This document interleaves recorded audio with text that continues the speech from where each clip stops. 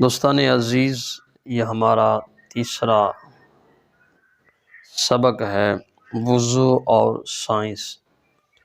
پہلے ہم نے پڑھا کہ وضو کی کیا کیا حکمتیں ہیں، اور پھر ہم نے مسواک کے حوالہ سے سائنسی تحقیقات جو ہیں وہ سنی۔ اب ہے ہاتھ دھونے کی حکمت، کلی کرنے کی حکمت اور ناک میں پانی ڈالنے کی حکمت۔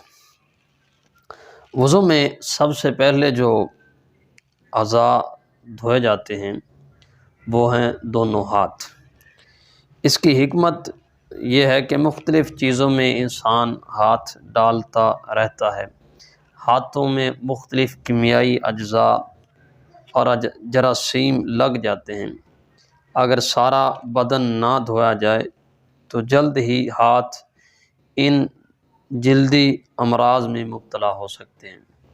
مثلا ہاتھوں کے گرمی دانے انسان ہوتا ہے، چھالے بن جاتے ہیں، جلدی سوزش یعنی کہ جلد پر سوزش وغیرہ آ جاتی ہے، ایگزیمیا کی بیماری ایک ہے، جلد کی رنگت تبدیل ہونا شروع ہو جاتی ہے، وغیرہ وغیرہ۔ جب ہم ہاتھ دھوتے ہیں تو انگلیوں کے پوروں سے، یہ جو ناخن کے ساتھ پوروں سے نکل کر ایک ایسا حلقہ بناتی ہیں شعاعیں، جس سے ہمارا اندرونی برقی نظام متحرک ہو جاتا ہے، اور ایک حد تک برقی روح ہمارے ہاتھوں میں سمٹ آتی ہے، اور اس سے ہمارے ہاتھوں میں حسن پیدا ہوتا ہے۔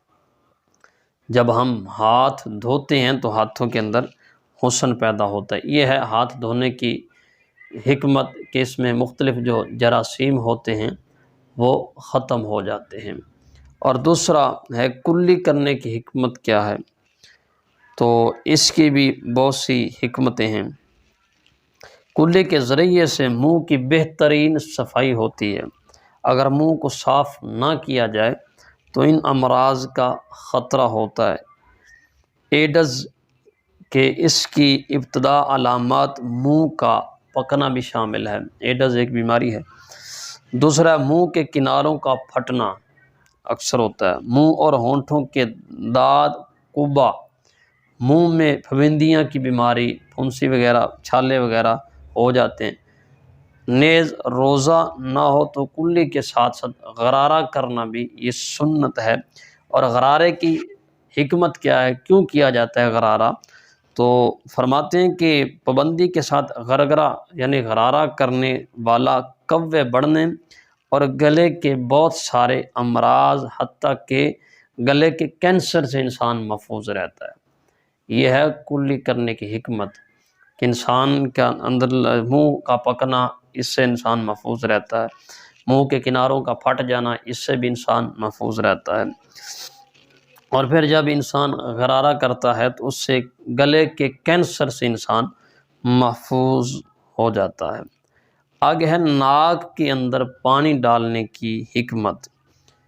یہ ہے کہ پھیپھڑوں کو ایسی ہوا درکار ہوتی ہے جو جراثیم دھوئے گرد و غبار سے پاک ہو، اس میں 80% رطوبت یعنی تری شامل ہو، اور جس کا درجہ حرارت 90 درجہ فارنہائٹ سے زائد ہو۔ ایسی ہوا فراہم کرنے کے لیے اللہ عز و جل نے ہمیں ناک کی نعمت سے نوازا ہے۔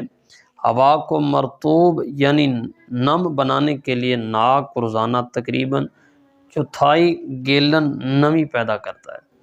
صفائی اور دیگر سخت کام نتھوں کے بال سر انجام دیتے ہیں۔ یہ اندر ناک کے اندر جو بال ہوتے ہیں، ناک کے اندر جو خوردبین جاڑیں ہیں، اس جاڑوں میں غیر مری یعنی نہ نظر آنے والے روئیں ہوتی ہیں جو ہوا کے ذریعے داخل ہونے والے جراثیم کو ہلاک کر دیتی ہیں۔ یہ دیکھیے کتنی نعمت رب کی، وَإِن تُعُدُّوا نِعْمَتَ اللَّهِ لَا تُحْصُوهَا۔ ہم رب کی کس کس نعمت کا شکر ادا کریں گے۔ نیز ان غیر مری روح کے ذمے ایک اور دفاعی نظام بھی ہوتا ہے، جسے انگریز کہتے ہیں کہ ناک اس کے ذریعے سے آنکھ کو محفوظ رکھتی ہے۔ الحمدللہ وضو کرنے والا ناک میں پانی چڑھاتا ہے، جس سے جسم کے اس اہم ترین آلہ یعنی ناک کی صفائی ہوتی ہے، اور پانی کے اندر جانے کام کرنے والی برقی روح سے ناک کی اندرونی روح یعنی غیر مری روحوں کی کارکردگی کو تقویت پہنچتی ہے۔ یعنی جو نظام اور سسٹم رب نے ذمہ لگایا ہے جس چیز کے، وہ پورا کر رہی ہے۔ مسلمان وضو کی برکت سے ناک کے بے شمار پیچیدہ امراض سے محفوظ ہو جاتا ہے۔ مثلا دائمی نزلہ جو ہے، جب ناک میں ہم پانی چڑھائیں گے تو اس سے فاقہ حاصل ہوگا۔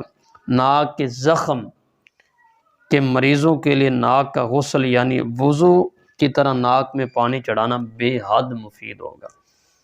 ناک کے اندر زخم ہے، کوئی ایسی چیز ہے، تو سائنسدان یہاں تک پہنچے ہیں، انہوں نے ریسرچ کی ہے کہ غسل کی طرح، جس طرح ہم غسل میں ناک کی یہ نرم ہڈی ہے یہاں تک پانی چڑھاتے ہیں، تو اگر اس طرح وضو کے اندر آہستہ آہستہ پانی کو نرم ہڈی تک لے جا کر آگے ناک میں پہنچایا جائے تو بے حد مفید ہوگا، یعنی کافی اس میں افاقہ حاصل ہوگا۔ اللہ تعالی ہمیں عمل کی توفیق نصیب فرمائے۔ انشاءاللہ العزیز آگے چہرہ دھونے کی حکمت ہے، اور کونیاں دھونے کی حکمت ہے، اور آگے سر کا مسح کرنے کی حکمت ہے، پاؤں دھونے کی حکمت ہے، تو اس میں انشاءاللہ ہم ڈیٹیل کے ساتھ اسی طرح بیان کرتے جائیں گے۔